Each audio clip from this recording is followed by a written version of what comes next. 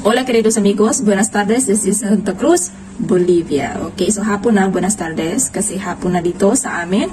At siguradong sa ibang bansa ay, or sa Pilipinas ay madaling araw na ngayon. Alright, so time check, it's already 4 yata. Yes, it's already 4:44 ng hapon dito. And today is Saturday. Alright, Sabado ngayon, at ngayon ang araw ng senso dito sa Bolivia. Alright, senso or census sa Pilipinas. I think sa atin, census yung tawag natin doon. Pero dito, senso ho. So, census or censo is a Spanish word. Okay? Alright, so ano nga ba yung senso dito? Or paano nga ba nila ginagawa yung senso dito? Alright, so ngayong araw na ito ay ipinagbabawal na lumabas ng bahay. Okay, so walang katao-tao at walang sasakyan o kahit na anumang transportation or public transportation o anumang mga sasakyan na dumadaan talaga sa kalsada. Okay, so ano nga ba yung senso or paano nga ba yung senso dito? Alright, so ano nga ba yung experience namin sa senso dito? Okay, first time kung na-experience yung senso dito. And today, wala kang makikita sa kalsada na palaboy-laboy o naglalakad. Although, meron dito, sabi ko, bakit mayroong naglalakad ng mga tao, kaninang umaga may nakita akong mga tao bumili dito sa maliliit na mga stores lamang na bukas. Okay, siguro bumili ng soda or bread. Yun ang nakita ko. Okay, so dito sa aming lugar, medyo pwede lang makapaglakad-lakad ng hindi masyadong malayo siguro. Okay. Pero ipinagbabawal talaga ang paglabas ng bahay. So ngayon, it's very weird kasi wala kang maririnig talagang noise sa kalsada. Ngayon, tinignan ko may mga bata na naglalaro. Okay, pwede na naman siguro, I guess so, yung mga bata nagbike, naglaro, lumabas kasi weekend kasi. So, nabuboard siguro yung mga bata na sa loob ng bahay. So, pwede lang naman yun. At saka, natapos na yung census namin. Sinensus kami at alas 2. Okay, alauna. Kaninang alauna. Media na census kami. Alright, so it's my first time. Gaya ng sinabi ko, first time kong ma-experience yung census dito. Okay, so okay, bago ko ikwento sa inyo kung ano yung nangyari kanina sa census. Okay, another information is dito, whole Bolivia pala is ang tawag ito, parang nag-lockdown. Kumbaga, parang nag-lockdown. So, bawal lumabas, bawal bumiyahe. Although nakita ko sa mga news, okay, nakita ko actually sa news kahapon na merong ibang or merong iilan na mga international flights na pinayagan na mag-travel. Okay? But, yung sa bus, meron din ako nakitang mga ilang bus na pinayagan international na travel, pinayagan, okay. That is yung nakita ko sa news. Okay, so another thing is may iilan dahil sa minsan may katigasan ng mga ulo yung mga tao kasi gustong lumabas. Nakita namin sa news kaninang umaga na maraming mga vehicles, maraming mga sasakyan na na-impound. Okay, sa Pilipinas tinatawag natin yung na-impound. Okay. Bakit na-impound? Kasi lumabas. Lumabas doon sa city talaga. Siguro nag-travel, siguro may binili or ewan ko. Okay. At may nakapatrolya doon ng mga pulis kasi bawal talagang lumabas. Lahat ng mga tao dapat nasa kanilang mga tahanan before ma-census. So, after the census, siguro pwede nang lumabas. Pero lahat ng mga establishments ngayon is sirado talaga. Kasi dapat kapag time ng pagsisensus, dapat nasa bahay talaga lahat ng miyembro ng mga pamilya. Bakit? Sasabihin ko sa inyo mamaya. Okay. Hindi ko alam dun sa Pilipinas yung pamamaraan ng census. Pero naalala ko na census naman kami. Okay. Naalala ko yung census dati. Siguro yung nanay ko yung tinanong lang ng mga questions. Pero it's not necessary na present talaga lahat ng mga members of the family. I think na yung nanay or yung tatay lang yung ini-interview ng census during the census, or kung sino yung present sa bahay. I think so. Okay, wala akong idea masyado sa Pilipinas ng census. Okay, kasi hindi ko naranasan, hindi ako na-interview, pero naaalala ko kung kung na-census ba kami. Yes, na-census kami sa Pilipinas. Okay, doon sa probinsya. Pero hindi ko alam kung ano yung pamamaraan. Okay, so i-explain ko sa inyo kung ano yung karanasan ko sa census nila dito at ano yung census, anong pamamaraan ng pagsisensus nila dito. Okay. Okay, so dapat, yung census dito dapat talaga present yung miyembro ng mga pamilya. Dapat andito talaga sila sa bahay. Kaya bawal talaga lumabas. Ipinagbabawal talaga ang lumabas kapag lumabas ka ng bahay kasi may binili ka, wala kang dapat bilhin kasi walang open establishments ngayon. Everything, all is closed. All the establishments are closed. Kaya kahapon Friday, maagang pinauwi. Until 4:30 to 5 lang yung trabaho ng mga empleyado kahapon. Okay, yun yung announcement ng government na until 4:30 to 5 p.m. lamang ang trabaho nila. Kasi, because of the census. So, kailangan na, kahapon may nakita kami yung video ng asawa ko. Nagkakagulo doon sa sa mga supermarket kasi for the census today. Okay, so nagkakagulo, bumili ng mga groceries yung mga tao. So kami hindi kami masyadong Thursday pa nagbumili na ng grocery yung asawa ko kasi alam niya na census at hindi naman namin kailangan kasi one day lang naman. Tomorrow is balik na ulit lahat. Okay, so all the cities of Bolivia right now, lahat ng mga tao ngayon, whole Bolivia is nasa bahay lang. Yun talaga ang sinabi. Alright, so walang establishments na open ngayon, walang mall, walang everything because of the census. Ganun ho ang pamamaraan nila dito. Okay, so magsimula tayo kung ano nangyari kanina sa aming census. Okay, so bakit nga ba kailangan na nasa loob ng bahay ang lahat ng mga miyembro ng pamilya? So pagdating ho ng tao na nagsisensus sa amin kanina, sabi ng asawa ko, sige, bihisan mo muna yung bata kasi dapat na nakikita ng taong nag-i-interview or nagsisensus tayong tatlo na nandito talaga. Sabi ko, bakit naman kailangan? Bakit hindi lang ikaw yung alam mo yun, yung mag-answer ng mga questions? Sabi niya, hindi yun pwede. Dapat nakikita niya kayong dalawa, tayong lahat na nandito. Sabi ko, okay. So, nagsimula ng mag-census, pinihisan ko yung anak ko, tapos nagsimula na ang census. So, unang in-interview yung asawa ko.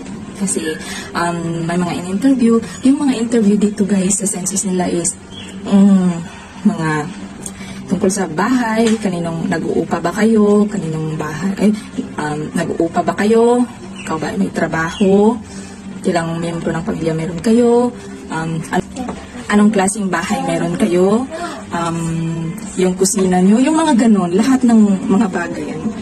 Tapos,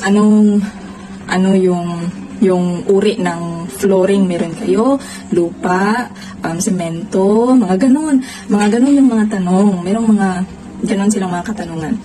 Tapos, ilang kwarto yung bahay nyo, yung mga ganon, meron bang mga stranger, ilang banyo, yung mga ganong katanungan yung tungkol sa senso. Kaya, medyo na ako.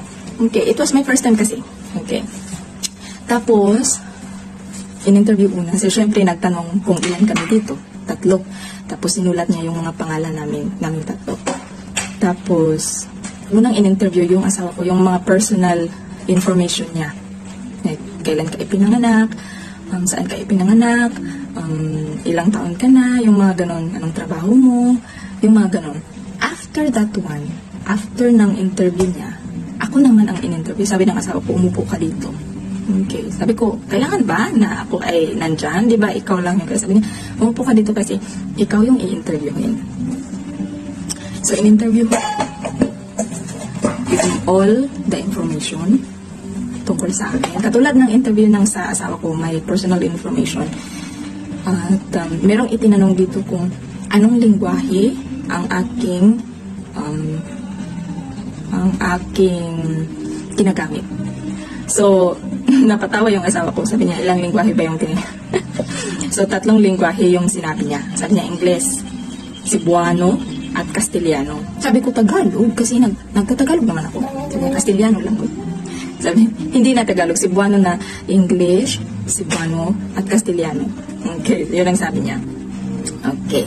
Alright. Yung Castellano is Spanish ho yun. Kasi, hindi ho namin, kasi yung Espanyol, hindi ho yun,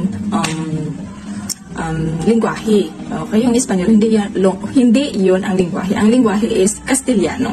Okay. So, inerase niya pa kasi Espanyol yung nilagay niya doon. Sabi niya, oo, inerase niya. Castellano yung nilagay niya doon.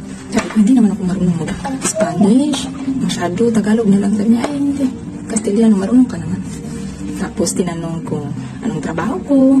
Anong natapos ko? Nag-aaral ba ako dito? Anong course? Mga ganon. Merong mga ganong information or mga katanungan. Tapos, ilan yung anak namin? Kailan ako dumating dito? Ano pa ba? Basta yun lang. Okay. Now, pare-pareho lang naman kami. Parang pare-pareho kami ng mga katanungan or stranger ba ako? Meron akong ID, mga ganon. Next is, itong anak ko in-interview din. Okay, so syempre, yung anak ko is 4 years old pa. Bata pa siya, so hindi siya syempre makakapagsagot. So, ang sumagot is, yung asawa ko na lang. Syempre, nilagay din yung pangalan niya doon. Yung pangalan ng anak ko doon. Tapos, the same pa rin. Kailan siya ipinanganak.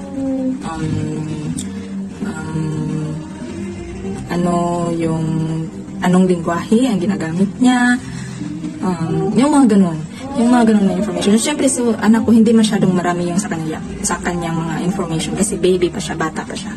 So, yung sa amin lang yung medyo marami yung katanungan. Okay. Kasi, hindi naman, yung mga katanungan namin, hindi naman applicable sa anak namin. Like, saan ka anong trabaho mo, mga ganun, kasi baby pa. So, yung sa anak namin, mabilis lang. Okay, yung sa amin, yun yung mga personal information na hiningi. So, yun lang. Pagkatapos nung tapos na. Okay, tapos na. Wala nang chichi-burichi. Yun na lahat. Yun lang. So, first time kong ma-experience yung senso dito. Ay, tinanong pala, meron kayong microwave, meron kayong washing machine, mga ganon. Ganon mga katanungan, guys. Meron mga ganong katanungan na narinig ko.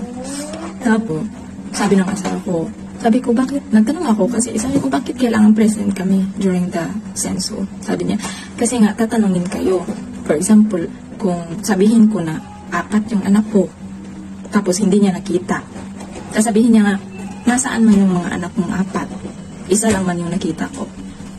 So, hindi niya yun ilalagay na 4 kahit na 4 na yung anak ko kasi ibig sabihin nung nagsisinungaling ako kasi yung nakikita niya isa lang yung anak ko. So, ang ilalagay niya dun is isa lang, hindi 4. Kasi tayong lahat, sino yung mga nakatira dito, yun yung kanyang ilalagay doon.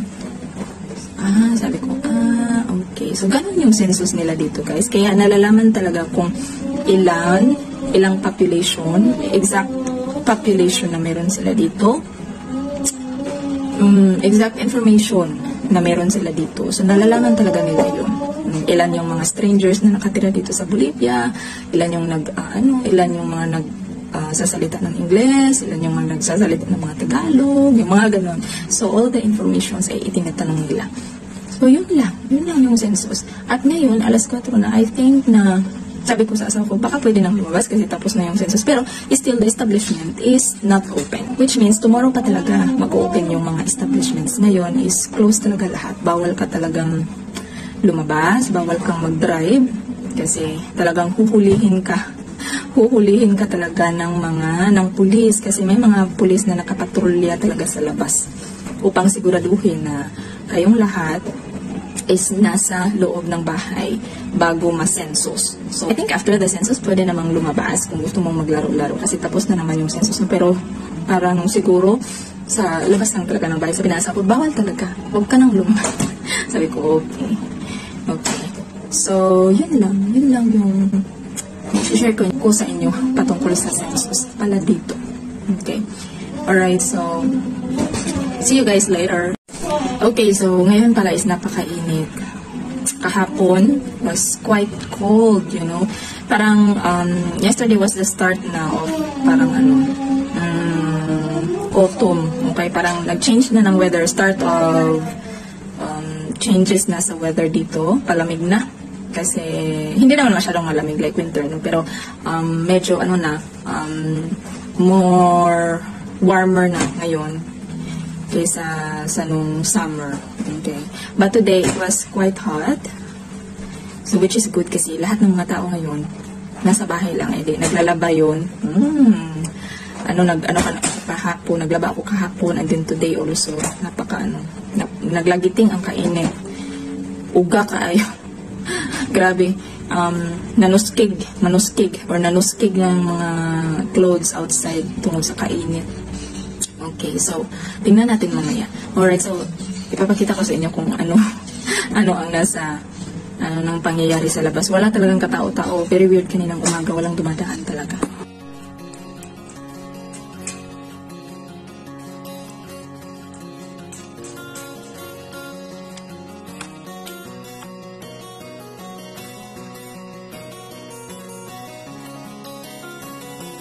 Oh my gosh, there's a small owl, guys. It's a small owl.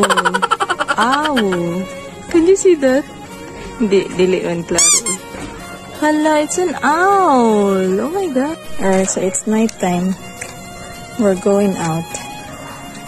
Lumabas kami kasi na-bored na yung anak ko. Gustong lumabas. May nakita akong owl dito. Ay, lumalabas na yung mga tao.